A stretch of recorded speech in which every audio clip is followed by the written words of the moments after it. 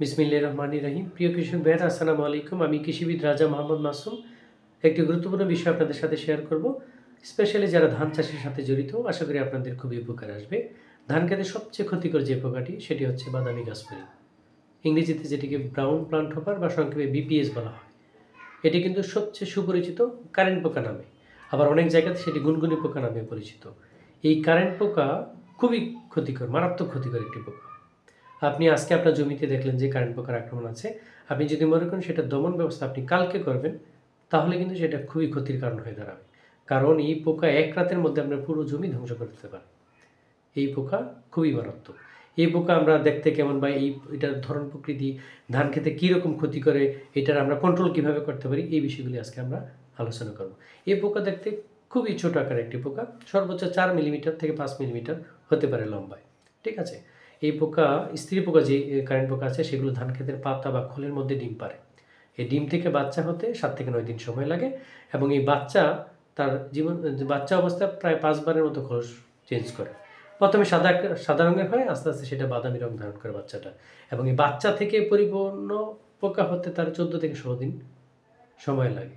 আর এই একজোড়া কারেন্ট পোকা তার জীবনচক্রের বা 3 থেকে 4 প্রজন্মে প্রায় 35 লাখ বাচ্চা দিতে পারে, 50 কিলোমিটার পথ অতিক্রম করতে পারে, এবং এগুলো তার নিজের দেহের 10 থেকে 12 গুণ বেশি রস শোষণ করতে পারে, খেতে পারে। ঠিক আছে, খেতে পারে।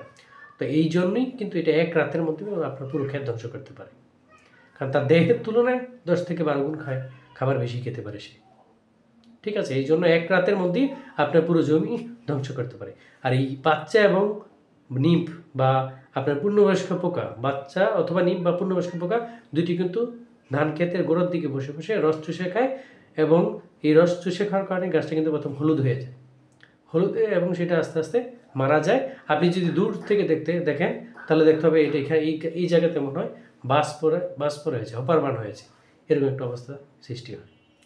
তো এই কারেন্ট পোকা কখন আক্রমণ হবে, কী রকম অনুকূল পরিবেশ হলে এই পোকার বেশি আক্রমণ হয়? আপনার জমিতে যদি আপনি বেশি ইউরিয়া সার ইউজ করেন, আপনার জমি যদি আর আবহাওয়া যদি আর্দ্র থাকে, আপনার জমিতে যদি আপনি আপনার আলো বাতাস কম পৌঁছায়, তখন কিন্তু আপনার এই পোকার আক্রমণটা বেশি হতে পারে।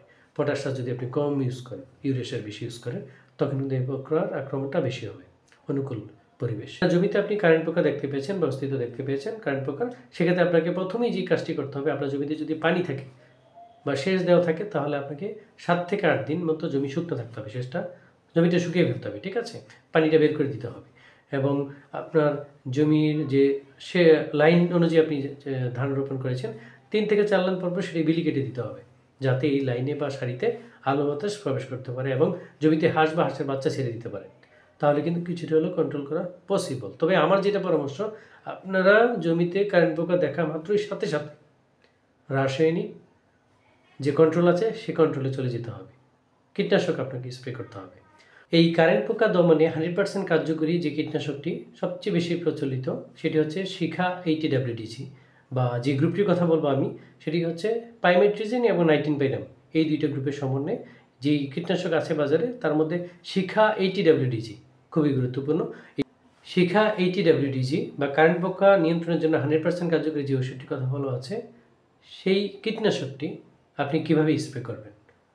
প্রতি 10 লিটার পানিতে 6 গ্রাম ওষুধ নিয়ে বা এই কীটনাশক নিয়ে আপনারা স্প্রে করে দিবেন। স্প্রে করার ক্ষেত্রে কিছু নিয়ম আপনাকে ফলো করতে হবে অবশ্যই। যেহেতু কারেন্ট পোকা গাছের গোড়ার দিকে বসে বসে রস চুষে খায়, সো আপনাকে উপরের দিকে স্প্রে করে দিলে কিন্তু কোনো কাজ হবে না। আপনাকে গাছের গোড়ায় স্প্রে করে, গাছের গোড়া ভিজিয়ে স্প্রে করতে হবে, তাহলেই শুধু বাদামি গাছফড়িং কন্ট্রোল করা পসিবল। তবে সেক্ষেত্রে আরেকটি বিষয় খেয়াল রাখতে হবে, প্রথমে আপনি জমির চারপাশে গাছের গোড়া যে গাছগুলো আছে সেইগুলোর গোড়া ভিজিয়ে স্প্রে করতে হবে। আস্তে আস্তে আপনাকে কিন্তু প্রতিটা ভিতরের দিকের ওগুলোতে স্প্রে করে আসতে হবে চারপাশ থেকে। ঠিক আছে, তাহলে কিন্তু বাদামি গাছফড়িং কন্ট্রোলটা 100% হবে। আশা করি আপনারা উপকৃত হবেন। ভালো থাকবেন সবাই। আসসালামু আলাইকুম।